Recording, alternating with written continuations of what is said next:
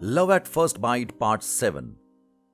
चैतन्य को किसी भी हालत में देवी तक पहुंचना था, पर कैसे वो उसे समझ नहीं आ रहा था। उसी के बारे में वो नाश्ता करते समय सोच रहा था। उर्मिला जी विजय को कुछ इशारे कर रही थी, उन्हें कुछ समझ नहीं आ रहा था। उन्होंने उर्मिला जी से कहा, क्या बोल रही हो, कुछ समझ नहीं आ रहा, जरा ठीक से बताओ।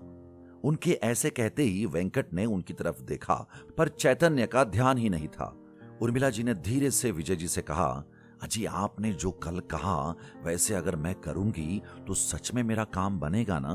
विजय जी हंसते हुए बोले, हाँ बिल्कुल, पर तुम एक्टिंग ठीक से करना, फिर देखो तुम्हारा काम कैसे होता है।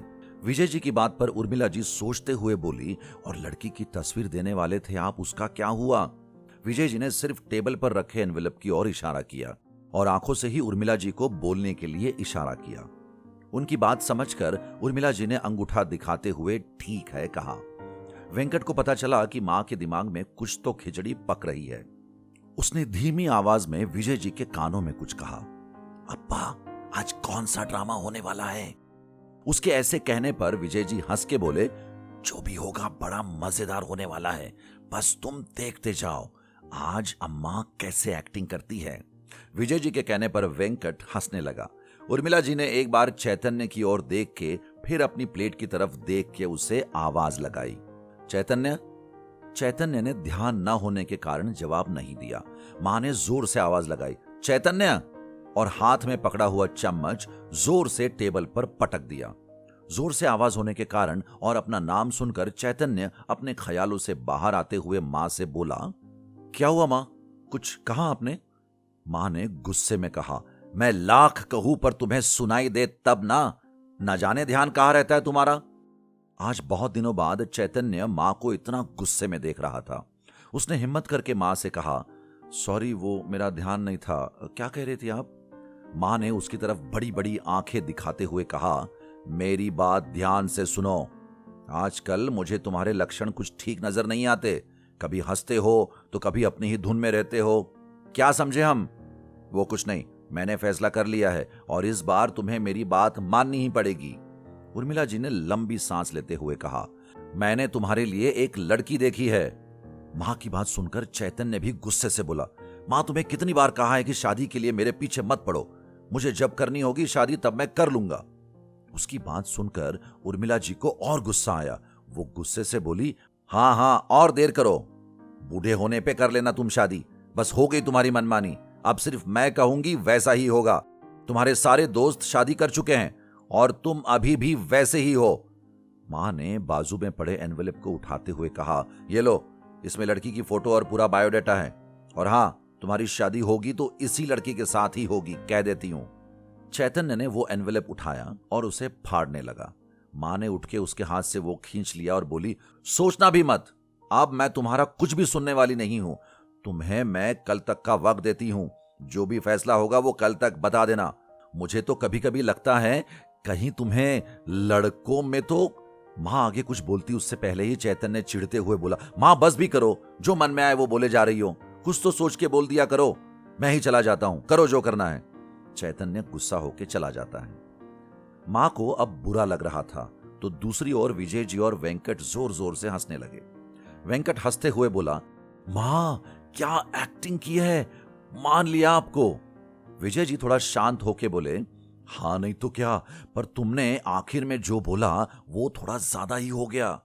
उर्मिला जी उदास होके बोली, हाँ ना, मुझे भी यही लगता है, गुस्से में कुछ भी बोल दिया मैंने। उर्मिला जी की आंख भर आई। विजय जी ने उन्हें पास लेके कहा, जाने दो, अब जो हुआ सो हुआ, अब आगे क्या करना है मालूम है ना? उर्मिला जी ने हाँ में सिर हिलाया। वेंकट बीच में ही बोला, अरे पर जिससे अन्ना की शादी करवाने जा रहे हो वो मुझे भी तो दिखाओ। उसकी बात सुनकर उर्मिला जी भी बोली, अरे हाँ, जिसके लिए इतना सब किया जरा मैं भी तो देखूं वो दिखती कैसी है। विजय जी ने एनवेलप लेके उसमें से फोटो निकाल के दिखाई। वेंकट और उर्मिला जी दोनों को लड़की बहुत ही पसंद आई थी। विजय जी उन दोनों को कुछ बताते हैं और ऑफिस चले जाते हैं। सुबह जो हुआ उसके कारण चैतन्य का मूड आज बहुत खराब था। उसका गुस्सा वो ऑफिस में काम करने वाले हर किसी के ऊपर निकाल रहा था। आज उसने लंच भी नहीं किया था। अमित को कॉल कर करके थक गया था, पर उससे कांटेक्ट नहीं हो रहा था। देवी से उसे किसी भी हालत में मिलना था। क्या करे वो समझ नहीं आ रहा था। तभी मोबाइल पे वेंकट का कॉल आया। उसने कॉल कट किया, पर वेंकट बार बार कॉल कर रहा था। चैतन्य ने ना चाहते हुए भी कॉल उठाते हुए कहा, मैं बिजी हूं, तुम्हें समझ में नहीं आता, क्यों बार बार फोन कर रहे हो? सामने से वेंकट घबराते हुए रोते रोते बोला, अन्ना, अन्ना माँ। वेंकट की ऐसी आवाज सुनकर चैतन्य शांत होकर बोला, वेंकट क्या हुआ? क्या हुआ माँ को?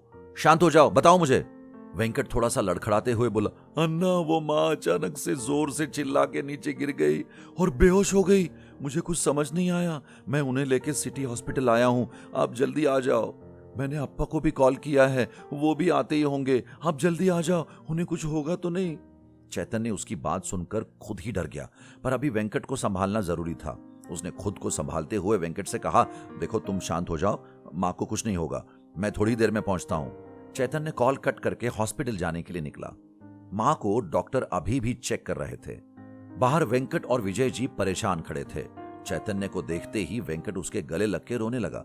चैतन्य उसे संभाल रहा था।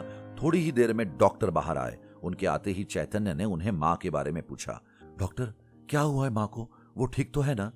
डॉक्टर उसे शांत करते हुए बोले, आप शांत हो जाओ, उन्हें दिल का दौरा पड़ा है। वो तो अच्छा हुआ टाइम पे यहाँ लाया गया, वरना मुश्किल हो जाती। अब वो खतरे से बाहर है, पर याद रखना उन्हें किसी बात का टेंशन नहीं आना चाहिए, उनके लिए वो जानलेवा हो सकता है। डॉक्टर सब बता के चले गए। डॉक्टर की बात सुनकर चैतन्य अपने आप को दोषी मानने लगा। उसने एक बार बाहर से ही मां की ओर देखा। ऑक्सीजन मास्क लगाया गया था, शांत पड़ी थी। उनकी हालत देख उसकी आंख भर आई।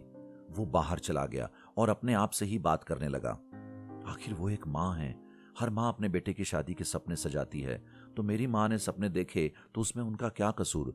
वैसे भी उम्र हो गई है, इसीलिए वो बोल रही थी ना। थोड़ा प्यार से समझाता समझ जाती ना। मुझे उनसे इस तरह बात नहीं करनी चाहिए थी। सब मेरी ही गलती है।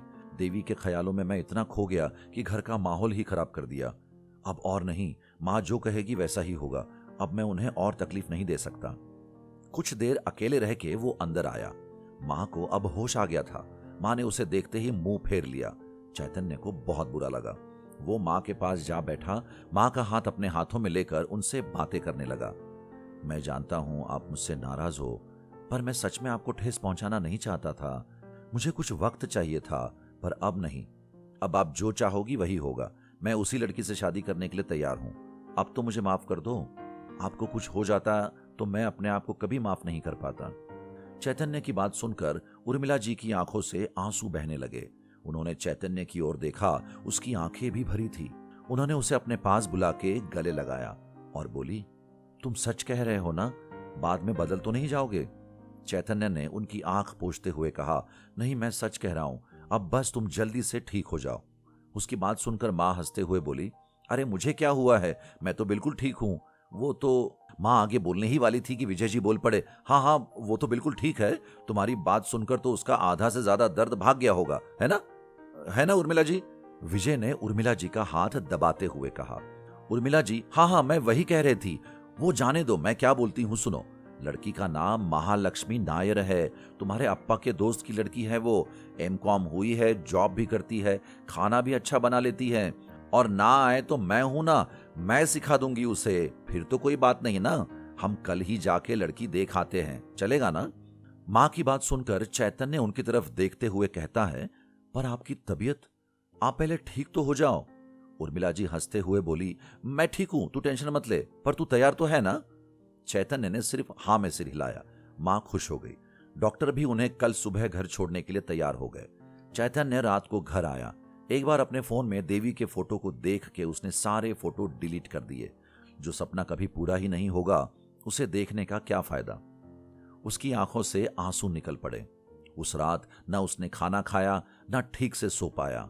जिंदगी और क्या क्या खेल दिखाने वाली थी, क्या पता। आखिर देवी गई कहां?